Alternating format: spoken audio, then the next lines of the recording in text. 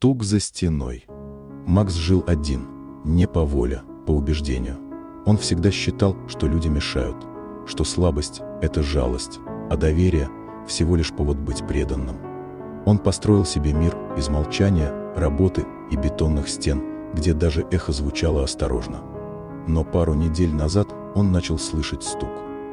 Тихий, но настойчивый. Каждую ночь за стеной в его спальне. Будто кто-то пальцем бил в бетон. Раз-два, пауза, снова. Он замирал, но не смел реагировать. Просто лежал, глядя в потолок, пока сердце не заглушало все остальное. На третью ночь он не выдержал.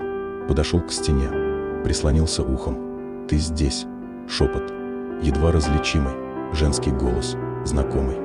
Он отпрянул, слишком живой, слишком реальный, слишком похож на голос сестры, которую он когда-то оставил в психиатрической клинике, не выдержав ее состояния.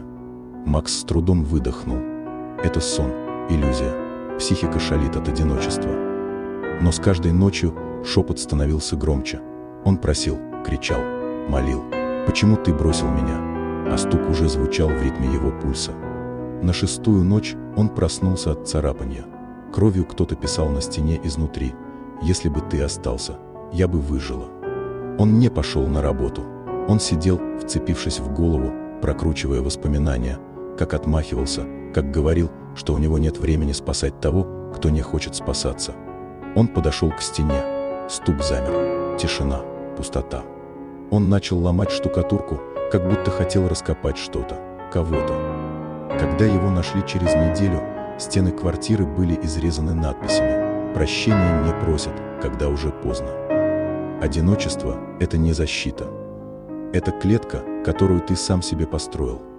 Макс исчез. Никто не видел как. Но в его квартире осталась одна последняя фраза, выцарапанная ногтями.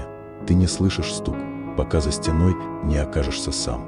Иногда мы уходим, потому что боимся утонуть в чужой боли. Но если не протянуть руку, ты утонешь в своей.